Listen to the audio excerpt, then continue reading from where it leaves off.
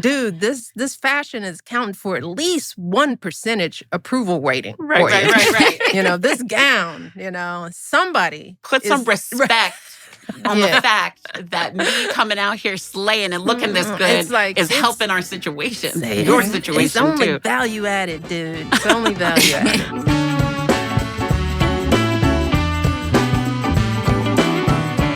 This episode is brought to you by Rivian. Welcome to The Look, a special series on IMO. The Look is also the name of Michelle Obama's beautiful new book, which is available for purchase now. I'm Julie Wilson, award-winning journalist and beauty editor-at-large at Cosmopolitan, and it's my pleasure to be here with Yanae Dimtu, renowned beauty expert, founder, and owner of Aesthetics Salon in Arlington, Virginia, and longtime stylist to Mrs. Obama. And Marseille Martin, award-winning actor, producer, and founder of Genius Productions. And of course, the one, the only, Michelle Obama. Welcome, everyone. All right, I need to know what your hair journey was. What was it like growing up in the South Side of Chicago, being a beautiful little Black girl? What were some of your earliest hair memories? Sadly, it was combative. Okay. My mother admittedly grew up saying that she was not a hair mom. Okay. She was one of 7 kids, 2 little brothers, a lot of girls, but I don't think my mom wasn't a girly girl in that way, right? So I think she was intimidated by hair and by my hair, right? Mm-hmm. Because I had a lot of it. It was thick. It was all over the place. And so wash day for her felt like a battle, right? Mm-hmm. And that's what it was. It was wash day. As I describe in the book, it was like Sundays were over. Yeah. I felt imprisoned by my hair when I was a little girl, because we didn't have the facilities. You got your hair washed on the cold Formica kitchen sink. Right. That was annoying. The back of your head hurt because you're leaning over it and then the water is trickling out of a faucet and sometimes it's hot, sometimes it's cold.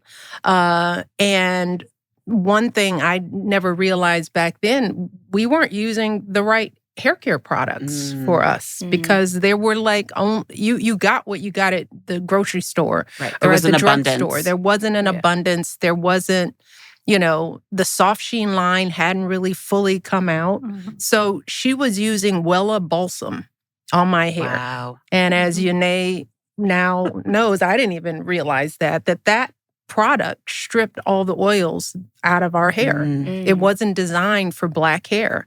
Right. So, she'd wash it twice. And then the process of detangling that hair, that without were you tender-headed? Conditioning, I wasn't by the time I couldn't be. Right. So I think I was pretty good for a kid, but still, it took what felt like hours to comb through all my hair, and then the process of straightening. It's like the hot comb on the stove. Yep. Talk about heat on hair with a little oil.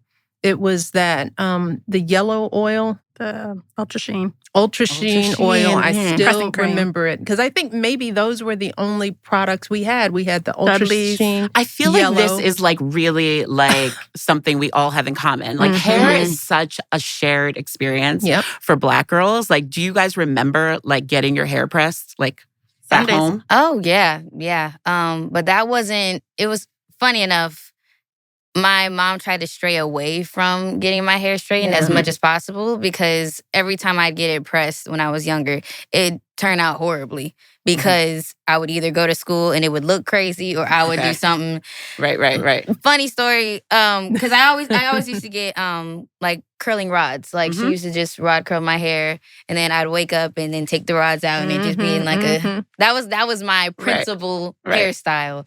So when I got it pressed with the hot comb and in the kitchen, I used to think I was like the little white girls in my class with her hair straight. And I remember every lunch before recess, they would go into the bathroom and they would get a cup of water and straighten their hair like this. And I'd be like, yeah, okay. Not understanding what reversion Girl, was. I did it with them, thinking that we kikiing like, yeah. And they're like, we like your hair. I'm like, thank you.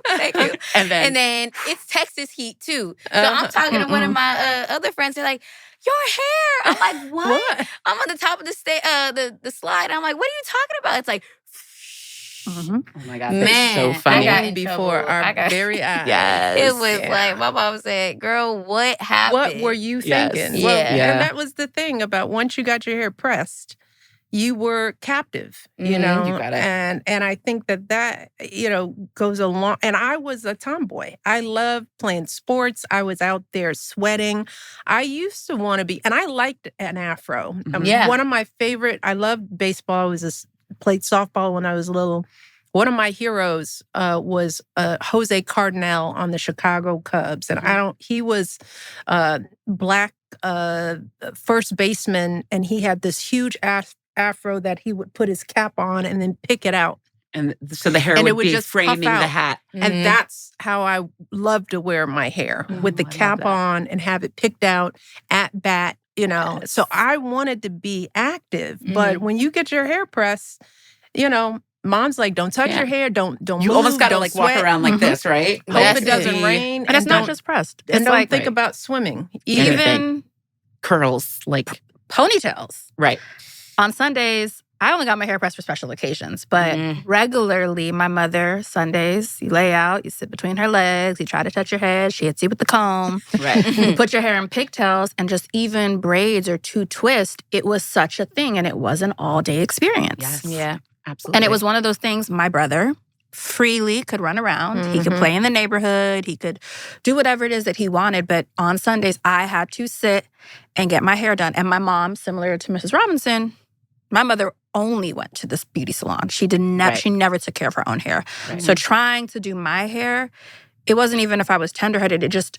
She wasn't really good at it either. Yeah. So it was just kind of like, this is painful. Yeah. And it doesn't look good at the end. Right. But it's just what you do. Yeah. My father, funny story, my father actually pressed me and my sister's hair. Wow. He grew up with 3 sisters in North Carolina and had like the hot comb on the stove, the whole 9 yards, and like just captive audience with his girls, like pressing our hair, like grease on the back of his hand. Oh, man. Like so interesting. I don't think my father ever touched my hair.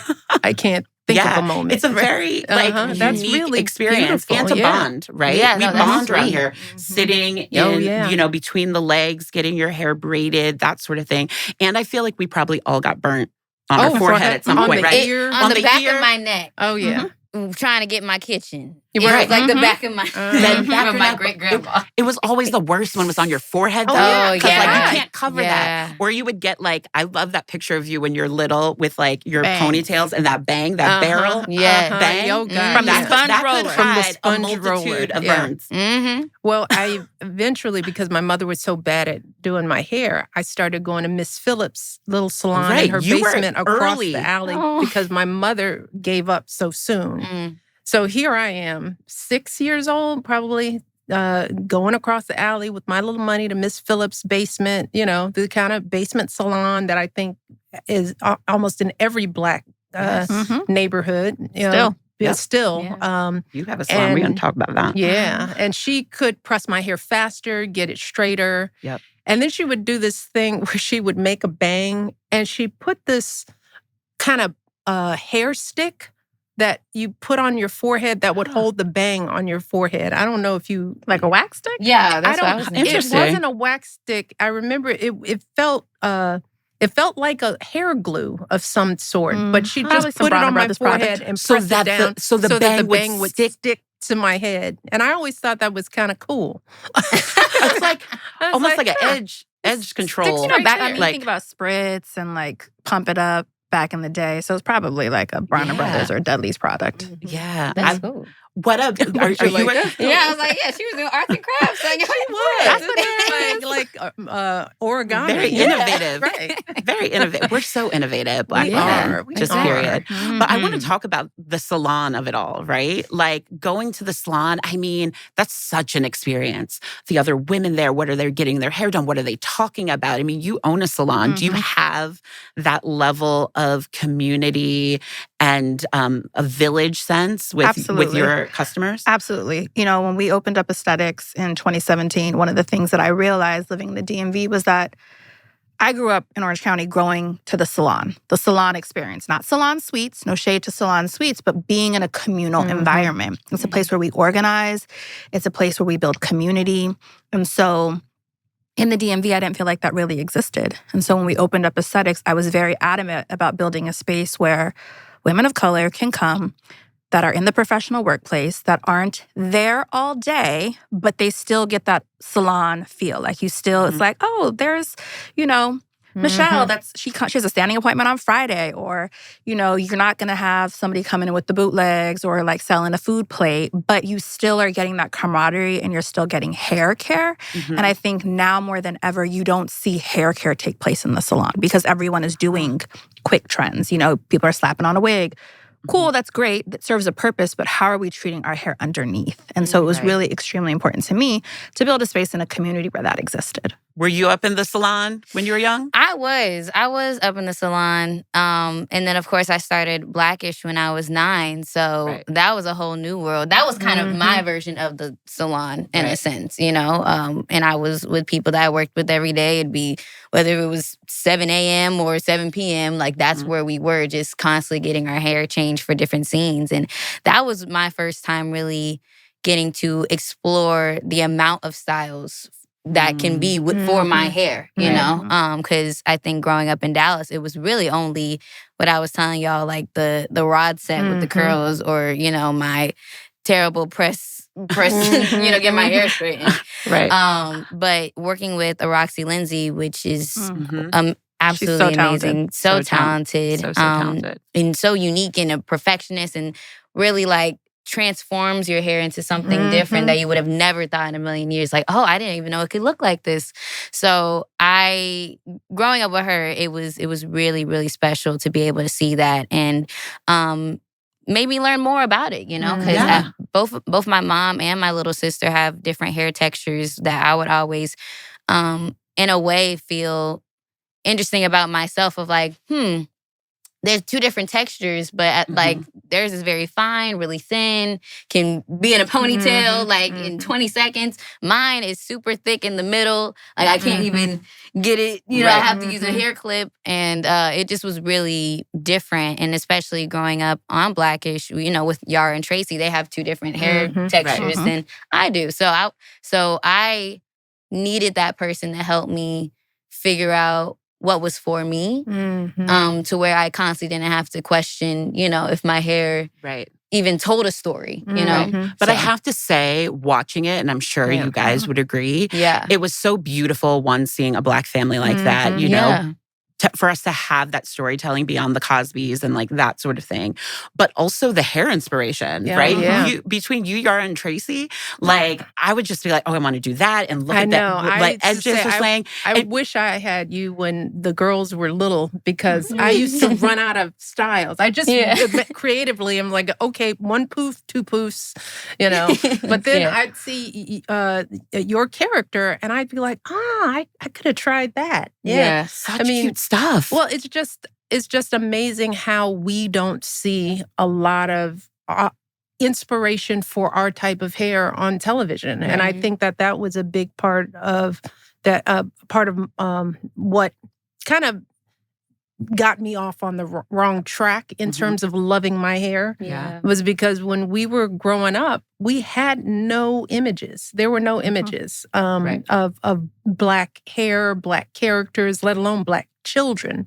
You know, we grew up watching the Brady Bunch. It was Marsha and Jan, and it was the Partridge Family, and it was, I think, the closest young person that I saw was Janet Jackson. And she was still a baby, Right. you know? Yeah. So with the Jackson 5, but Janet Jackson wasn't a part of the sort of American zeitgeist in the same way.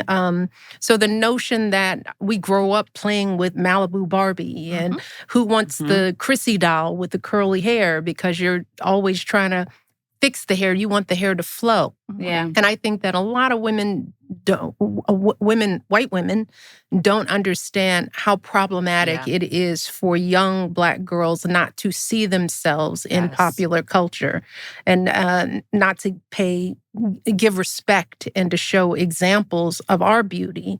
Yes. And that we are beautiful, right? Absolutely. You have to see it.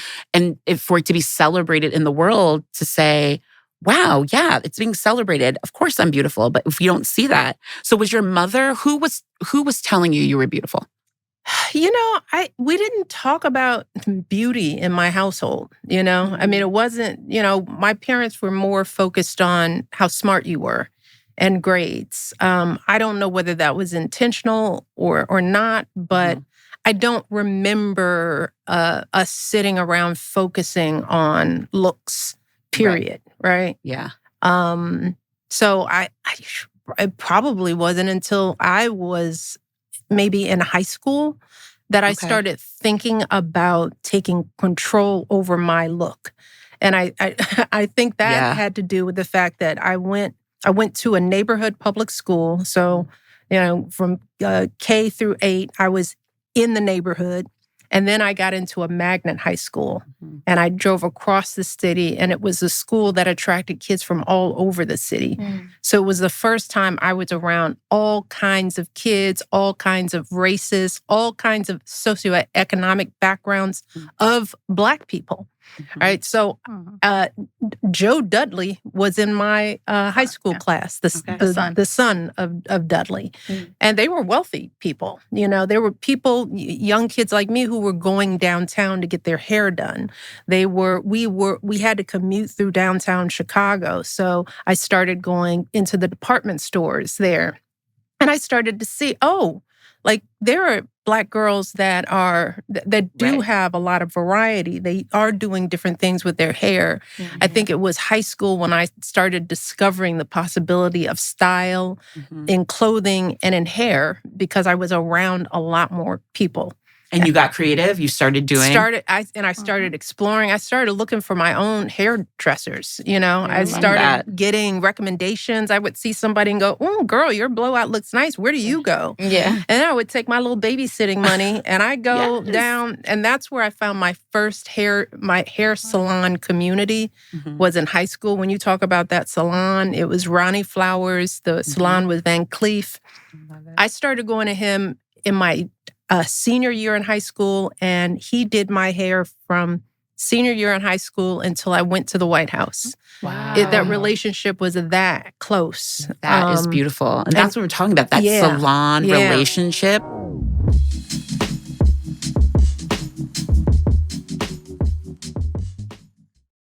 Hi, I'm Carl Ray, and I am Michelle Obama's longtime makeup artist.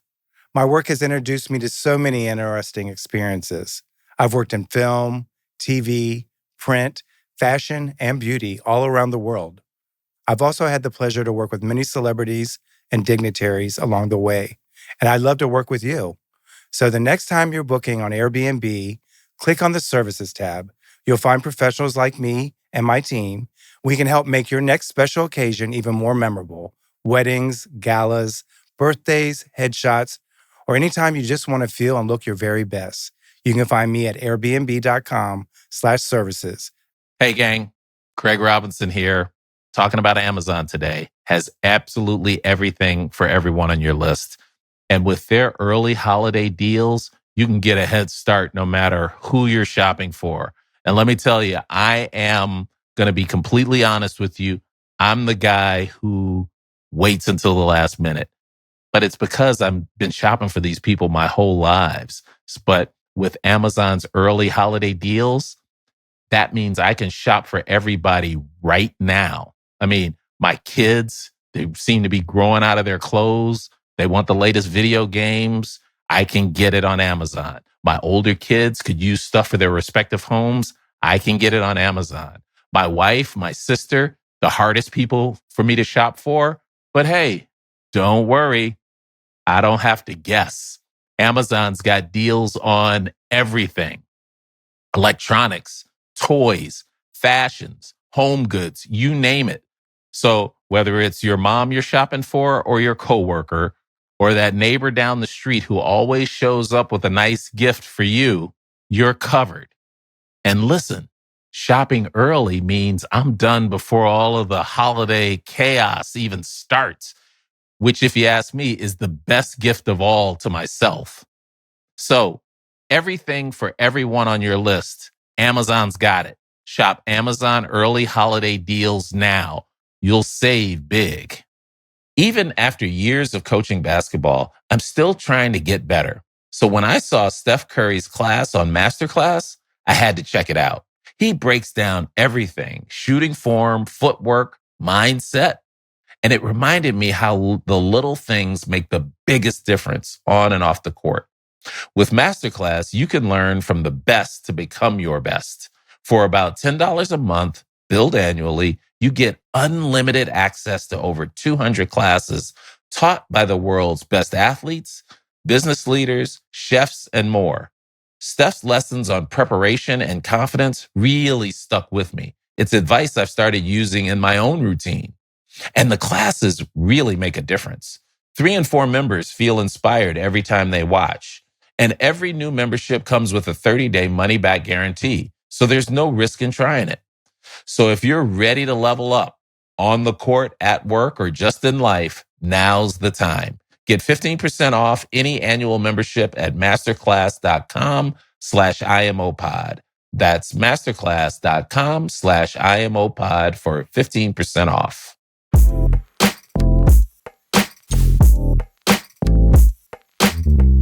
But I love, Michelle, how you were saying in high school, you kind of realized, like, I always love asking the question, when did you know Black was beautiful? Mm-hmm. And like you kind of having that realization then. What about you, Marseille and Yanae? Like, when did you know Black was beautiful?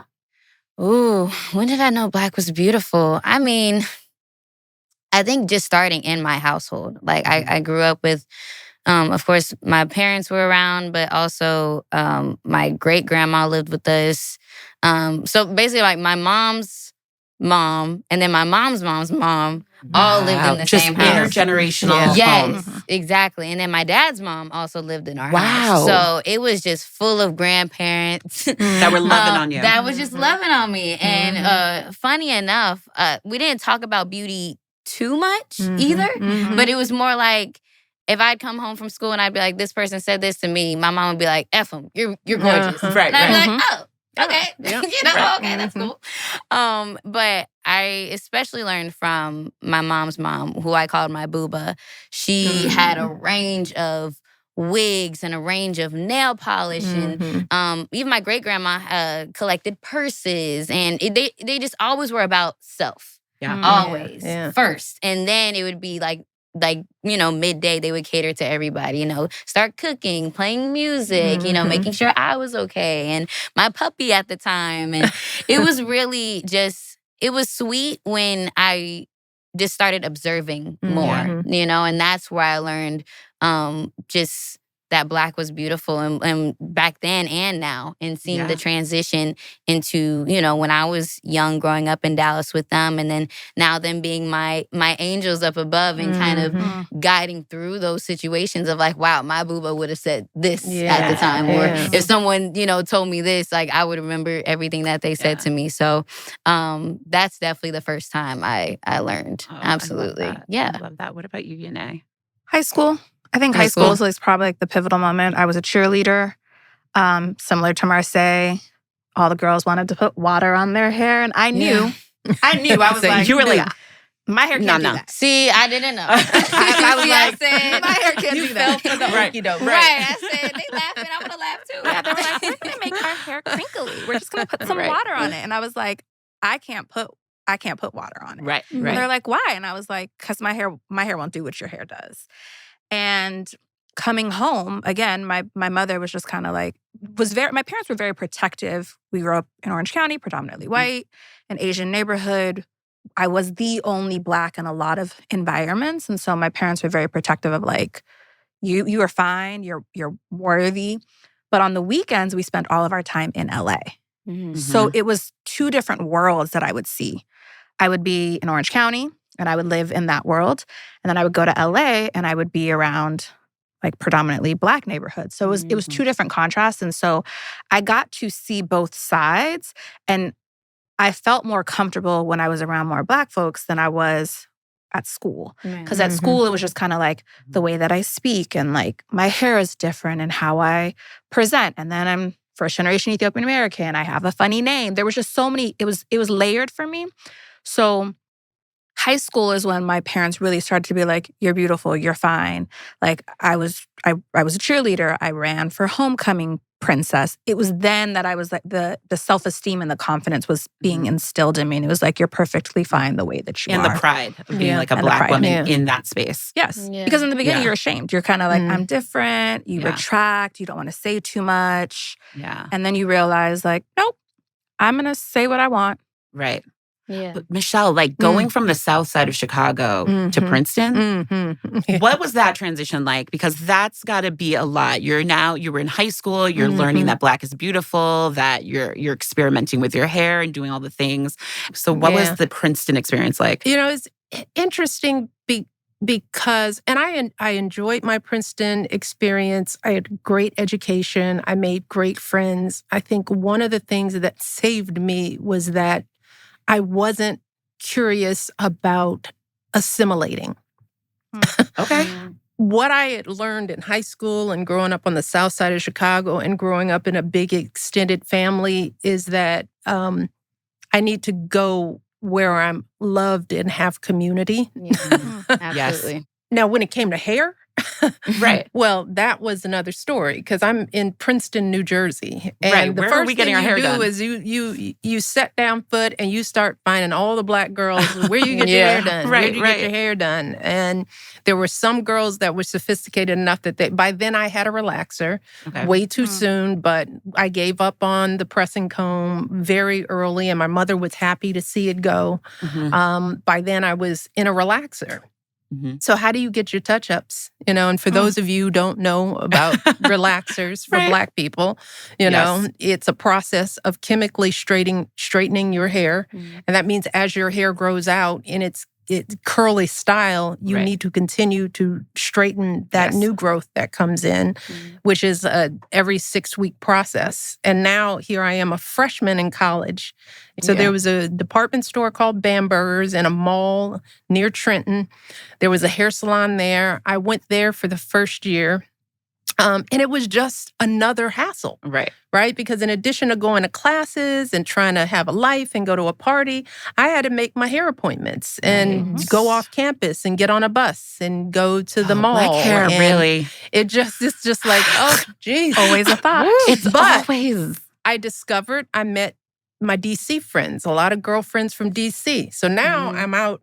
I'm not just out of my neighborhood and in the city. I'm on the East Coast, and I'm finding that there's a whole different attitude about hair from my girlfriends who live in DC because there were a ton of braiders in DC, and that's when I was like, oh, I could be getting my hair braided. Yeah. So sophomore year, I visited one of my girlfriends. Got my hair braided. Then I went back to my salon, found a braider, and I started wearing my hair braided in sophomore year. Yeah. And a lot of that was because I just needed, I needed to be efficient. I needed to be focusing on class and having fun and not worrying about getting touch-ups. That was the first time I felt not only beautiful in the braids, but free. Yes. You know? Protective styles will really life. change your life and allow you to just like live and be.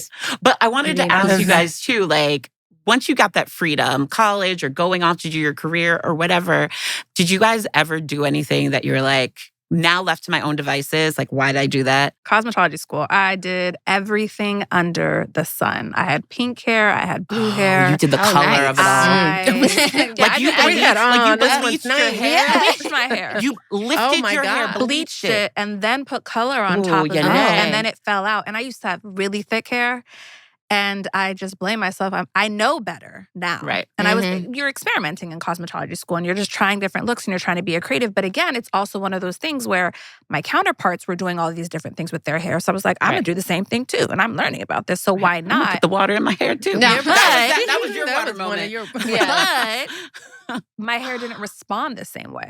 There was a little more care, nourishment, love that my hair needed beyond just using whatever products, doing whatever. And it, what we were learning in hair school wasn't for my texture. But I was just like, well, I'm in an educational institute, so of course they're going to guide me in the right way. Right. And it wasn't. And afterwards I was like, okay. So then I was like, no more color, no more nothing. I'm just going to take a break from it all. Yeah. But it was definitely an experiment. Yeah. What about you, Marseille? I'm trying to figure it out. There's so much. I think, Right. I think honestly, I've been so secure in the styles that I like since I was little. I really didn't change it too much. Yeah. It's so funny because I learned it. I'm like thinking more about the mistakes that happen after like transitioning to one style to the next. Yeah. So like when I get my hair braided and it's time to take them down, it was just me by myself trying to take my hair down, trying to be grown. Like, okay, I got you, Mom. I got it, Mom. I was like, my hair's, stayed the same. I'd cut it here. Yeah, I cut it here. And not here. I didn't know you had to start here. Right. I cut it up here. You were like, it's not that. Like, yeah. And then I take pictures in my little braid bob that I made. Like, oh, this is cute. And then I take it down, and then it just looks really bad. It would be like part of it's up here, part of it's down here, and it just was, But I'm thinking about like those kind of little mishaps that just taught me more about just my hair overall. I'm like, oh, okay, maybe I just need to take this step before taking this step. And I've dyed my hair before, but never pink and blues. It was probably never like the pinks or the braids. It's currently dyed now. But the first time I dyed it was like a blonde, like it was like a honey blonde. Yeah. It was a honey blonde, and it was 2020. No one really cared. We was inside. We was in the house. And that was like the one time where I really dyed my hair. And it was funny because back then, everything was really, really remote, of course, during 2020. So it was the BET Awards, and I had to present in my backyard. And that was the first time people saw like the honey blonde. Yes. We got to pull up that picture. Yeah, right. Y'all can pull it up. But I think that was definitely a time. Let me just say that was a time. And then there was comments where it was like, "Why is her hair blonde? Like, is that a wig?" And I was like, I don't know what to do. I was like, my hair. I thought I liked it. I was just trying stuff, and my mom was like, "It's okay. Look, F them." Like, you like your hair? So I did a video that was just like addressing the haters, and that was very, very funny. I love it. I love the humor, but the clap back and all of that. That brings up such a good point about our hair is people touching it, petting us, right? And like, how have you guys navigated that? Because I've definitely been on the New York subway and someone's hand is just like in my head. Where I've had superior, like at work, at jobs, touch my hair. And it's just like. So what did you do in those instances? I mean, when I was on the subway, I was like, no, please don't touch my hair. Actually, a hot tip. Never touch a Black woman's hair, period. You shouldn't touch anyone's hair, but like Solange wrote a whole song about it. You can go listen to it on, you know what I'm saying, on Spotify. But like, don't touch my hair, please. When it was in the workplace, it was harder because this is a superior. And so like, and it was a white woman. And it's hard because you're like, in that moment, you just feel like Me Too. Like, you just feel like, oh my God. that was uncomfortable. How do I put that person in their place and keep my job and my livelihood? Mm-hmm. And so you just internalize it and you go home and cry in your husband's arms. And that's what I did.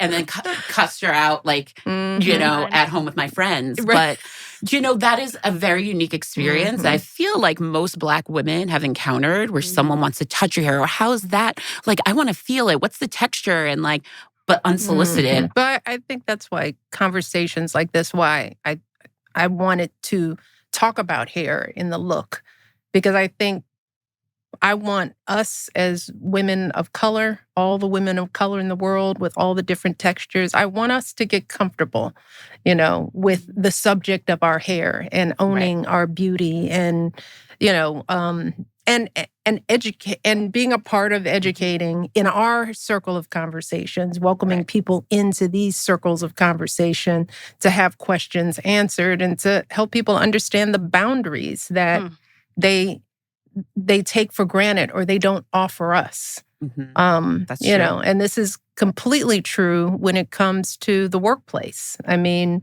the notion that there is a right way for hair to look and to feel is really a presumptuous kind of, wow, how does anyone get to the point where they think that they can comment on somebody else's hair? And let me tell you, as First Lady, even though I wore my hair braided in college, when it was time for me to to walk into that law firm, to start getting jobs, it wasn't even a question in my mind. You just knew. It was just like, it was a knowing. It wasn't up for discussion. There was a standard of hair and it required a lot of care. I mean, it's actually to get your hair blow dried. I had we all know the standing appointment that is weekly. I understand every 2 weeks. Right. Ridiculous. Well, I had one weekly. And it's costly and it's time consuming in ways that a lot of people don't understand. Coming into the White House and we were having conversations, I came in with a relaxer. And I knew the importance of making broader statements about hair as the first Black First Lady. But I will tell you, I consciously understood that at least until people knew me, which took 8 years, that I needed to not make hair a part of the conversation, which is why I'm taking the time to talk about it now, because it always is an important part of a woman and a Black woman's journey. But I couldn't risk. I know, that was such a powerful statement when you came out and said, America wasn't ready. It wasn't ready for that. They couldn't handle me and my husband giving each other a fist bump on stage. They couldn't handle your arms out with my arms in your portrait. Out, They were like, "What is going on?" Like, could you imagine if you came down with like some box braids? Like, they would be like, "What is that? Why is she wearing her hair like that?" Like, I think that that's so profound that you were able, like, because too, you could have been like, "Screw it. Say it loud, I'm Black and I'm proud. I'm going to do the things." But that could have also overshadowed everything else that you guys were trying to do politically. And there's also, we talk a lot about change and the evolving and the speed of it. And I know that generationally people get impatient and they want change now. And change is one of those things. It's like you gotta read the room sometimes and feel the time. In my mind, I knew there was going to come a point in time in my public life where I was going to get my braids back in. I was going to reclaim that. But the bigger point of getting the ACA passed and doing work with health with kids and, military families and all the things that were on my husband's agenda, fashion and hair had to be a backstory for the moment. Choose your battles. You know what you had to get done. Exactly. But I knew that representation is important. I know that. I knew that then. I know it now. Which is why we're doing this. Because now it's time. It is. We should now be in a point in our nation's history. Right. You know, even though sometimes it feels like we're going backwards, that we have to start accepting and embracing the differences of all of us. Yeah. That there isn't a standard of beauty, and it doesn't look like what's on the magazine cover. That's taste. Right. You know, that's just sort of Right. what you might happen to like. Right. But it isn't the standard, you know? Yeah. And we have to start educating people about all kinds of beauty. Yes. And our beauty is so powerful and so unique. That it is worthy of the conversation, and it's worthy of demanding the respect that we're owed for who we are and what we offer to the world. Absolutely. Absolutely. Marseille and Yanae, I want to know what you guys also think about this now in this day and age, the freedom, right? You're styling people's hair and like overseeing your salon.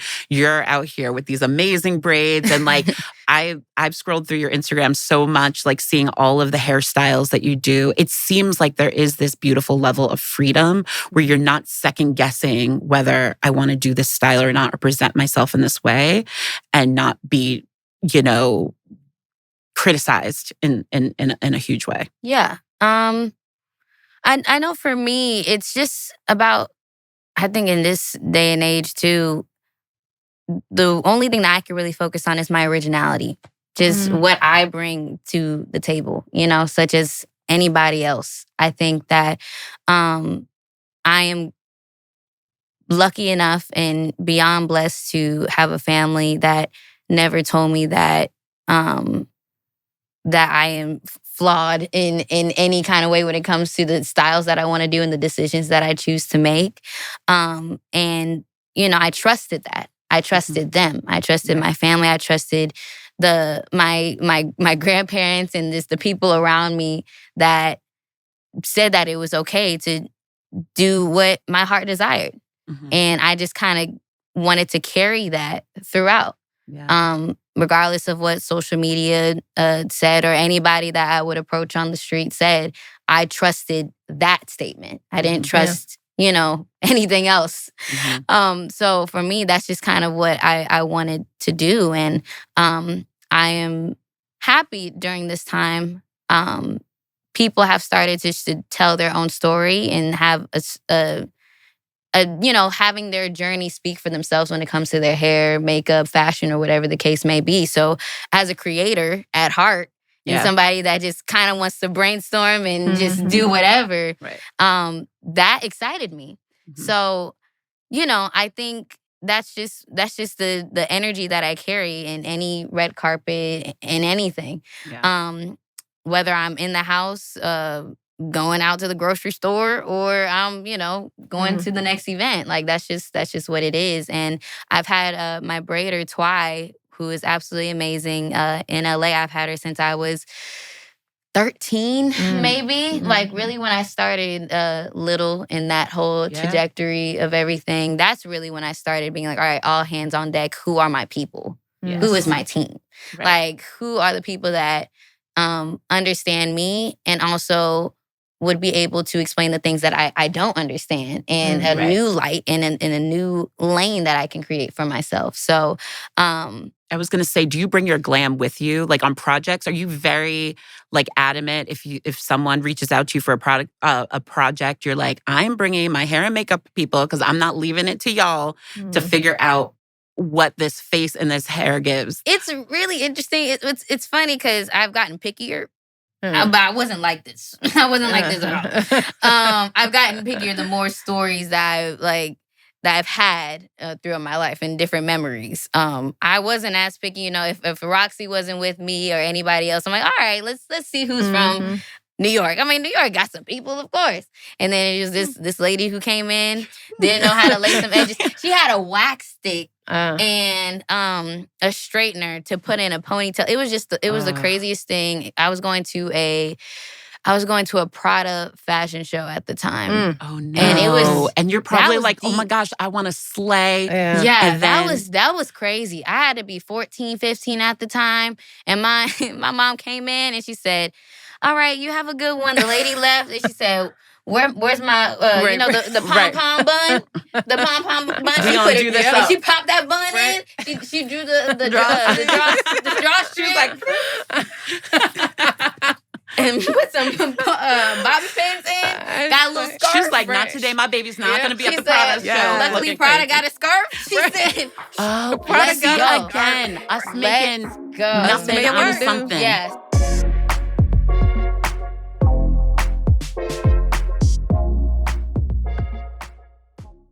This episode is brought to you by our friends at Rivian and their fully electric, full-sized SUVs and pickups that are designed for all of life's adventures. I have really enjoyed driving around in the R1S that Rivian outfitted our family with. I can't believe there's a full-size, all-electric SUV that actually fits someone as tall and long as I am. You know, we've done a lot of travel in the Midwest this summer, and a couple of the features that I like are, number one, they're easy to find charging stations. The Rivian app helps you with that. And here's something that's really cool. If you're not in your vehicle, there are cameras that record any movement around your car. What's also really exciting is that Rivian just launched its all-new R1S Quad. It's Rivian's fastest, most capable vehicle yet. 4 motors, 1 per wheel, for precision and performance on any terrain. Engineered for sharp corners, wild trails, and maximum adventure, from distinctive accents and badging to exclusive new wheels, Quad is built to stand out wherever it takes you. So when you get a chance, go check out the all-new R1S Quad and all of Rivian's amazing vehicles now at Rivian.com. This episode of IMO is brought to you by Progressive Insurance, who help people move forward and live fully. Owning a home can be one of the most powerful ways to build financial security. But for many, especially first-generation buyers, it can feel out of reach. That's why I appreciate what Progressive is doing. In 2024, they contributed over $7 million to help individuals and families break the cycle of renting by providing support, offering educational resources, and developing tools to build long-term financial stability through home ownership. Their work goes beyond just insurance. They're opening doors. Through their newly created Up Payment program, Progressive is helping first-generation homebuyers move closer to the dream of home ownership by offering eligible applicants a chance to receive a down payment assistance grant. You know, owning a home for me made me feel grounded and also set me up for the future. And as a coach, when your life is dependent on wins and losses, it's really important to have the comfort of a really nice home to come home to, especially for your family. Home ownership is one of the biggest investments you'll ever make, and Progressive wants to help more people take that life-changing step. Learn more today at progressive.com/openthehouse. This episode of IMO is also brought to you by Acorns. Acorns is a financial wellness app that makes it easy to start saving and investing for your future. You don't need to be an expert. Acorns will recommend a diversified portfolio that matches you and your money goals. You don't need to be rich. Acorns lets you get started with the spare money you've got right now, even if all you've got is spare change. You know, I was in investment banking for almost 14 years, and one of the best pieces of money advice I've ever gotten was compounding makes a big difference in savings. It only takes a little money put in time after time to start working for you. So sign up now and join the over 13 million all-time customers who have already saved and invested over $22 billion with Acorns. Plus, Acorns will boost your new account with a $20 bonus investment. Offer only available at acorns.com/IMO. That's acorns.com/IMO to get your $20 bonus investment today. Whether you're just starting out or looking to grow what you've got, Acorns makes it simple to invest and build a better future. Paid non-client endorsement.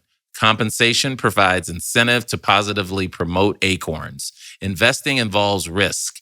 Acorns Advisors, LLC, an SEC-registered investment advisor. View important disclosures at acorns.com/IMO.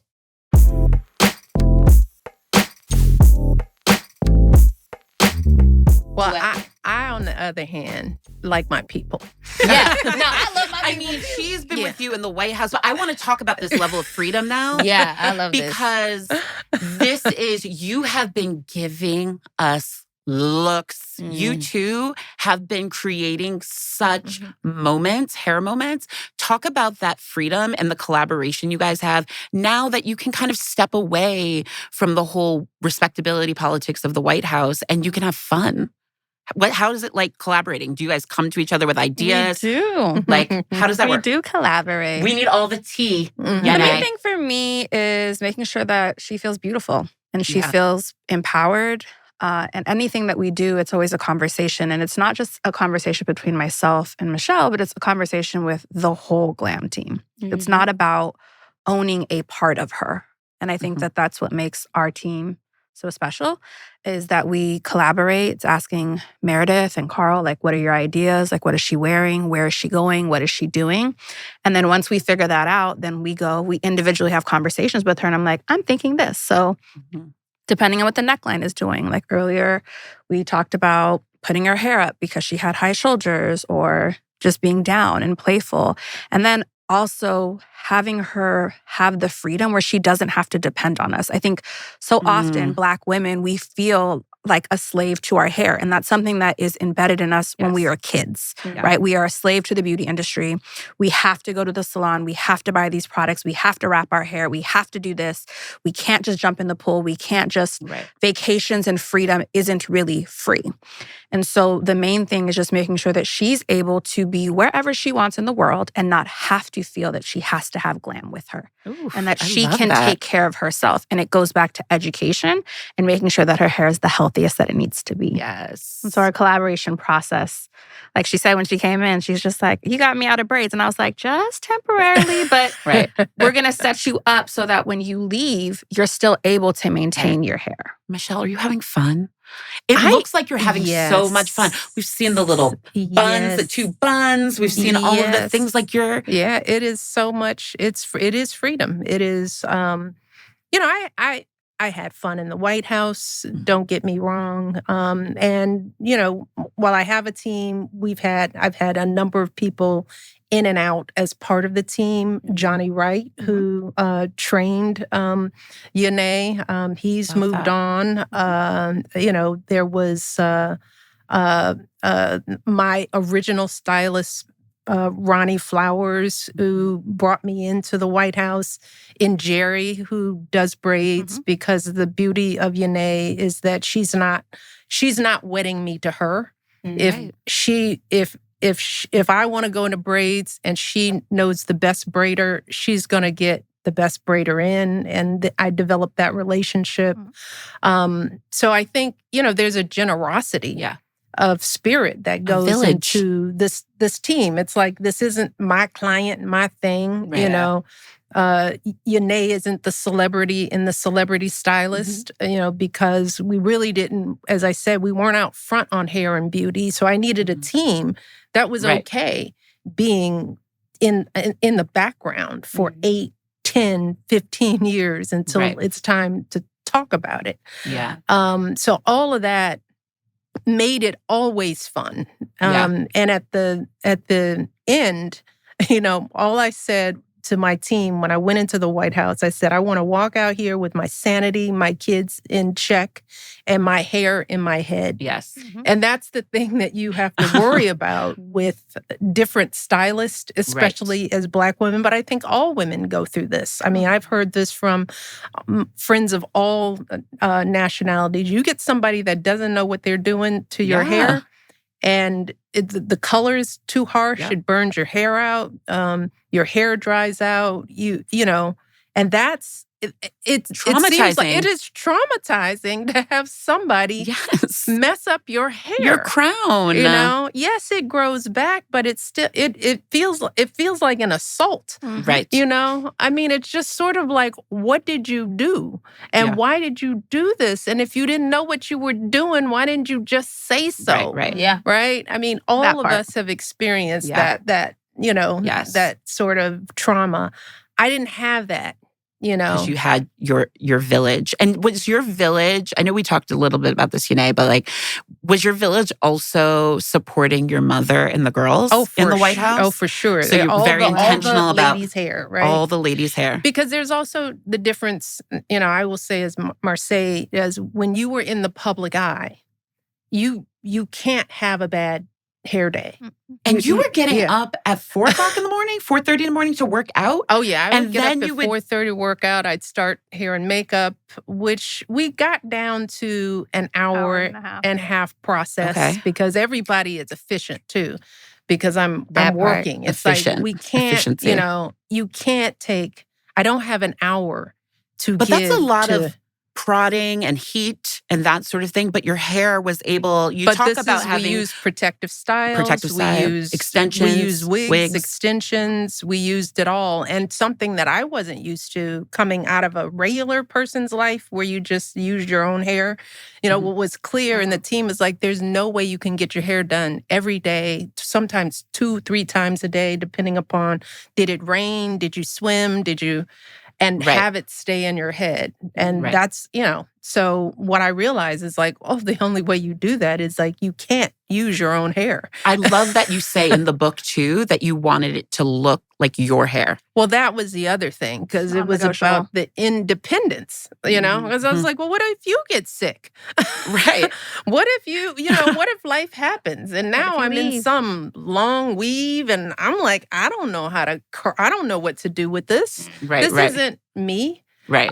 That's also the difference with me. I always had to look like me.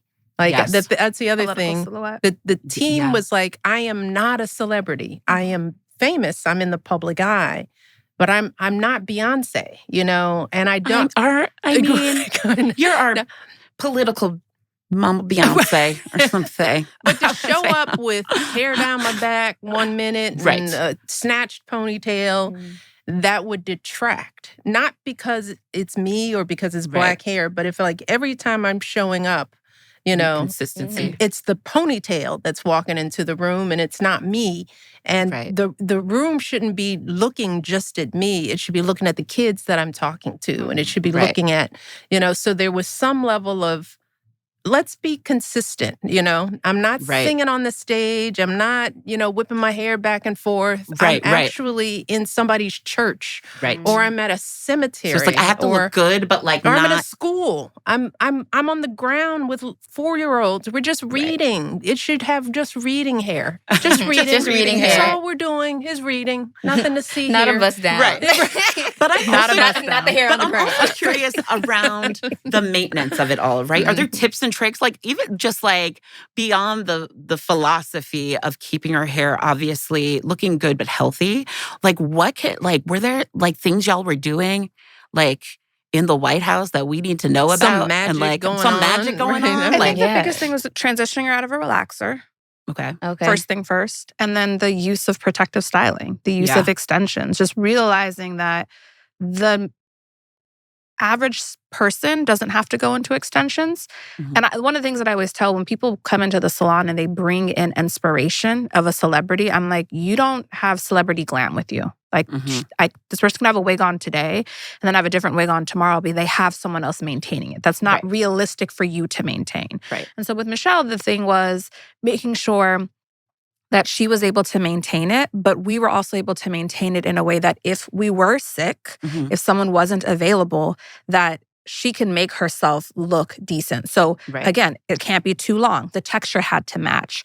Understanding, can she tie it into a ponytail? Mhm. So protective styles, using extensions, staying away from chemicals and knowing that less is more. Well, and constant conditioning, right? Right, I was gonna say, are there conditioning was products? just Oh, a- that you loved? Like, did you deep condition? Like, she steamed every appointment. Oh, I love that. Come on with the Every steam. We had a appointment. steam. Yeah, The we had a steam. steamer. The Every steam appointment. is just Every appointment that every wash day. Because every you wash. did have a wash day. Every Sunday was wash day Oh, in the yeah. White House. Oh yeah. With everyone. Mom, the girls. Well, mine varied. It wasn't Sunday because whenever I had a Right. down day, Okay. right? Okay. The girls, because they were in school and, Mhm. Sunday. they would, Sundays tended And to be Grandma their was- days. She Grandma was regular. She was regular. Grandma was weird. Grandmas want She regular said- hair. She's like, but she came to the salon. She was just like, She I did. could just come to the salon. We have a salon in the White House. Okay. So, All right. But she would which was sneak just out. a little room. It was Right. like the kitchen of the White House. But 'cause still, I swear, love that And info. so it was Mom. right next to the kitchen too. Oh, grandma. Yes. Grandma was getting her nails done and her hair done on a regular basis. But I love Yeah. this tip, steaming. Mhm. Because I feel like, look, I'm a beauty editor. I get it. Like, I've learned about steaming and how great that is, but it's something that you don't really think about doing at home all the time. You might do it when you're in the salon, but I love the fact that it's No, like you have that was to. something that was non-negotiable in Mhm. your hair routine. Non-negotiable. Yeah. Mhm. Moisture.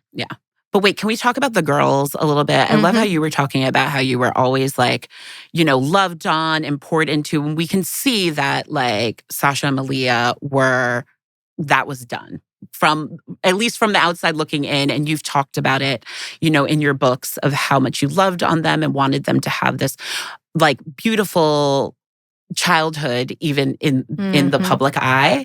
But when it came to hair too, I think it was so interesting that you were dealing with this respectability politics of straightening your hair and having it a certain way, but also you're raising these two young Black girls. Yes. And like, it's almost like a do what I say, not what I do. Like, how are you pouring into them to say, you have to love your hair the way it grows out of your head, be proud of your Blackness, all of that. Yeah. But like, I've got to do this. Yeah, I mean, they never have had relaxers. I love think that. Come on. I think we did a henna once. We did a keratin keratin. for Malia. and that once. didn't once, and it was like, no, Not going back there. And she was in twist until she chose what to do with her hair. I mean, she and Sasha both have different hair textures. Sasha's hair couldn't hold a twist. Malia's hair twisted up so nicely.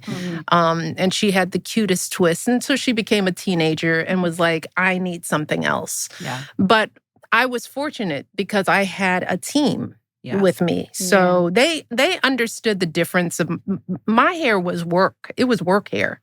Right. They didn't conflate that with, mom doesn't love her natural hair and she's doing this. Why doesn't she show her natural hair to the world? They could understand the nuance that I have to do this for work, but I want you to be able to be free. You're little girls and you're girls and your hair is beautiful. But they, but we, because they grew up with almost their own little glam team, but it wasn't really glam, but they, they saw so many different versions of beautiful, and Jerry, who had dreads, and Yanae, who changed her hair every other month. Come on. It seemed. She's a hair girly. They were surrounded by all different types of Black women doing different things with their hair, right? And generationally, thank goodness, the Marseille, you guys are coming up with different messages, Right. They do see social media. They unlike us, they have Marseille. Right. They have Yara. They have so many real life examples of how different and beautiful we are. I mean, that's how far we've come.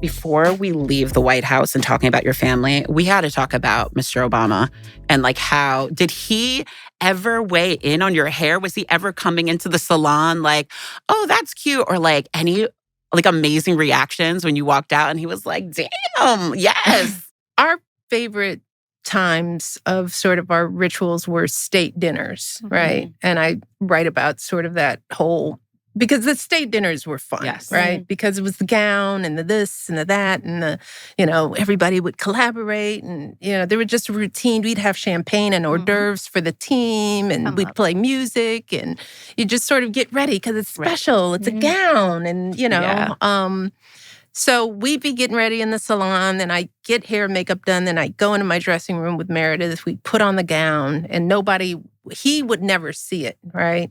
And he'd be waiting in the cross hall when I came out into the gown right before we were getting on the elevator to go down for the official greet.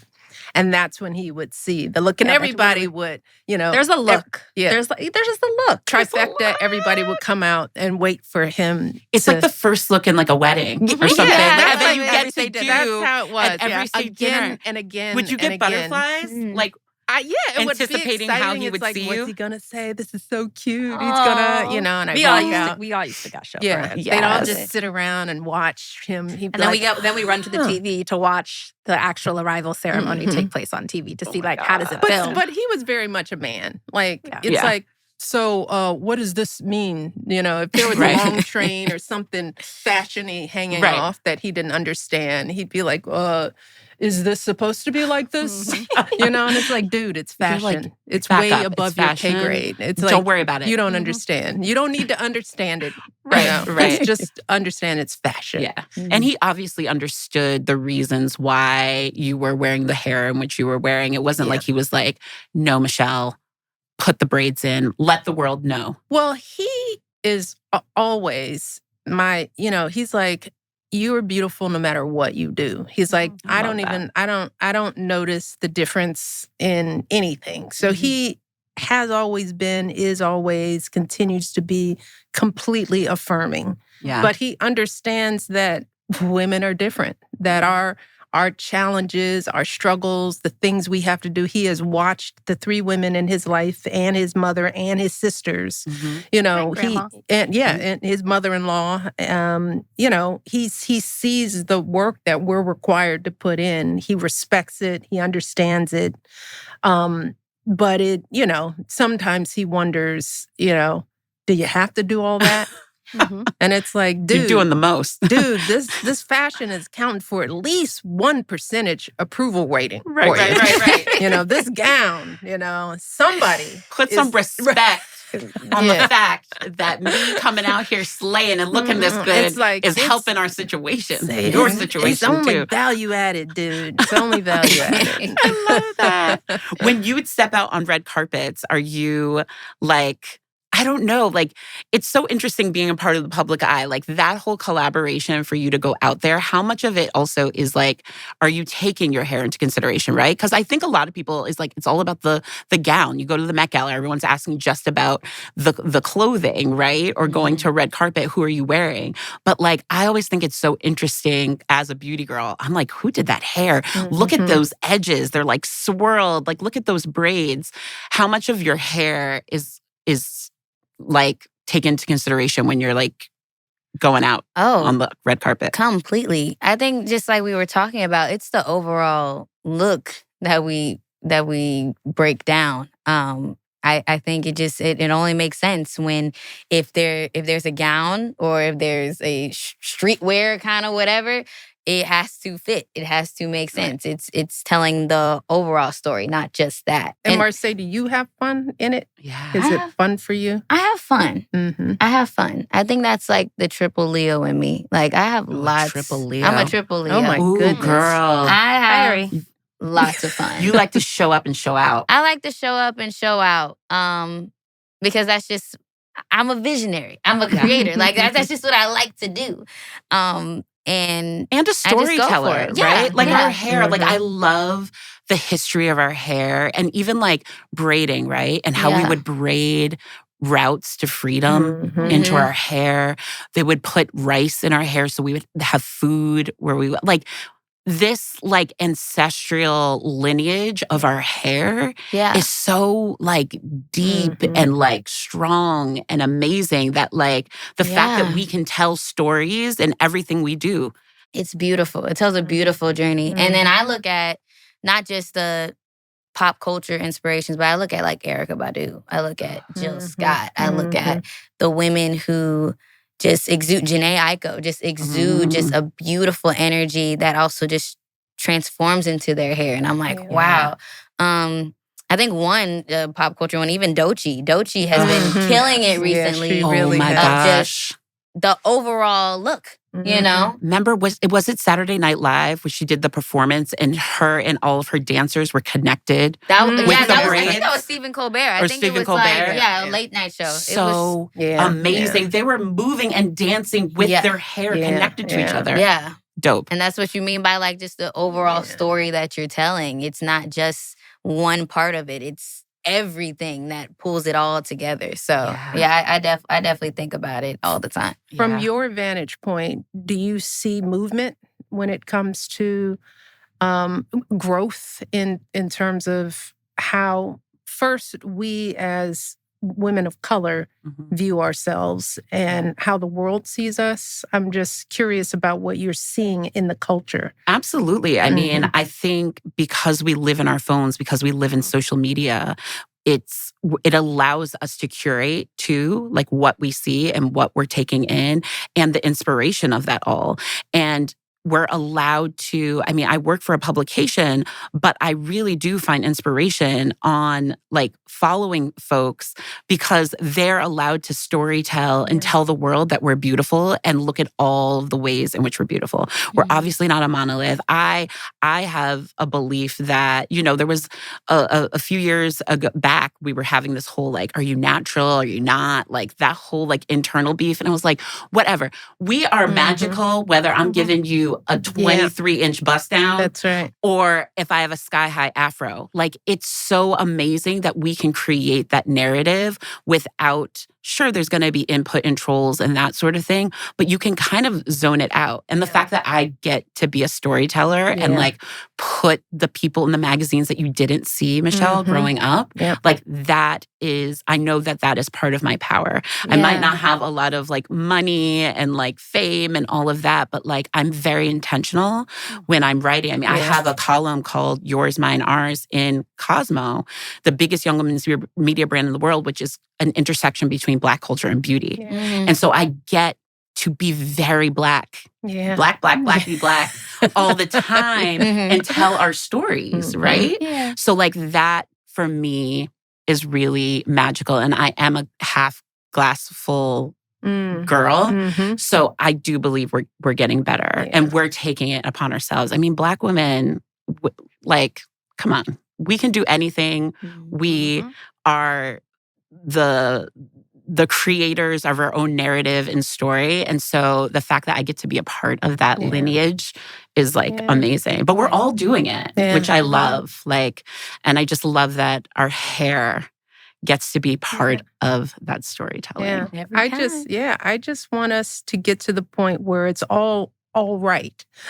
You know, We're getting there. Yeah, that the choices that we make for ourselves, whether it's, like you said, natural, extensions, what is it called? The beat down? The bust down. The bust down. Okay, I just got that. Bust down. Yeah, I got you. That's new. Yes. She don't do bust Bust down. down. We're not doing Look, bust down. straight back, straight like back. whatever we want. You talk about like wearing straight backs and it's like that, all of that is not like, it's professional, it's beautiful, it's all of the things that the world sometimes wants us to think it's not. And it is. And we get to be the ones to say, quiet that all down. We're beautiful. We're doing it. You eat, please.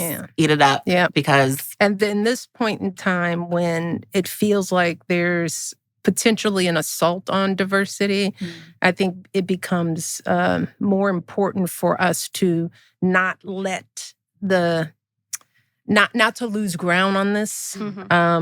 You know, and, you know, for the listeners of all races out there, you know, what I implore you to do for this generation of girls of all colors is that we understand that it's up to all of us to help all of our girls or women feel beautiful just like they are. And that means how they go to school, when you see them on the bus, when they are your coworkers sitting with you, you know, just remember the little biases in your head that may make you think that who they are is somehow different or giving off some message that it's not. Yeah. Our hair is really not a message of anything except this is just who we are, maybe just today. Yes. Maybe just for this how much one time moment. we had this morning. Like how much time we had today. We are more likely than not trying to tell you anything other than, this is what we could make happen for ourselves at this moment. Yeah. And we're going to need, in this time, we're going to need a country of fellow women, a world of fellow women who get this, and stand with us on this. Yes. And I think that'll help this next generation of little babies coming up, I think that we've made that progress. Skin. The difference between when I was growing up and when you were growing up, when you were growing up in Marseille, just listening to you, being in the industry, being in DC, it's a little different for me. But listening to you and you just saying how, I just kind of did what I wanted. And being under the public eye, you're already seeing how much progress we've made. Yeah. Although at times I do feel like, it's like, man, we still got to fight this fight. We still, I have clients that come in the salon and still say I'm going in for an interview. Maybe I should straighten my hair. And I'm like, no, you don't have to straighten your hair. And can you just talk a minute about the Crown Act? Crown just Act. So for people who aren't aware. Crown Act protects women of color with textured hair against race, hair-based discrimination in the workplace, in the school place, locks, afros, any type of knots of any sort. And it's passed in only 28 states as of July of this year, 2025. And it's extremely important because I don't think people realize how much pressure it is on women of color of how they go into the workplace and how they are perceived. And you hear stories, even when it comes down into the military, of protocols of how military personnel are allowed to wear their hair, and in the workplace, how they're allowed to wear their hair. So the Crown Act is really not just talking about race, hair-based discrimination, but it's also about education. So you were talking about, Roxine, being able to have someone on set that knows your hair texture. That is not the norm. Today, still in 2025. And so it also is going into teaching texture education in cosmetology schools, which is extremely important as well. Absolutely. It's so important. I really hope it gets passed federally, because going state by state is one thing, but if we could just make this a sweeping law that you cannot discriminate against textured hair, protective styles. I mean, remember the young boy in Jersey who was a wrestler and he had to cut his locks right there or forfeit his match? It's those sorts of things that are something we shouldn't have to think about. Again, it goes back to the idea of freedom. And we've talked about that a lot in this. Freedom of our styles, freedom for you to be able to move how you want to move without your team, freedom for our children to grow up and to be able to have whatever hairstyle they want and not feel like they have to conform, being able to go into an interview and wear your hair a certain way. We shouldn't have to be doing this mental gymnastics around our hair just to live and thrive. Well, and also the financial and chemical gymnastics. Yes. I mean, but we're going to get there, y'all. We're going to get there. We're going to get there. All together. We're all hand in doing hand, braid to we're braid. all doing our part. Twist to twist. Do a little dochi. I love do it. A dance. Yes. Do a Our little hair dance, we connected. go connect. But it just brings me yes. Should we all connect our hair right now? Yes. But this is a great way to wrap it up. I could talk to you guys for hours and hours is about really this. fun. I just feel like hair is just such this beautiful connector of all of us. And you guys wear your crowns so beautifully. Thank you so much for allowing this conversation so that the world can hear how we think about our hair and celebrate it and how the world should celebrate it. And we're going to keep doing our part and telling the stories and doing the things. And there is going to be real change. I feel it.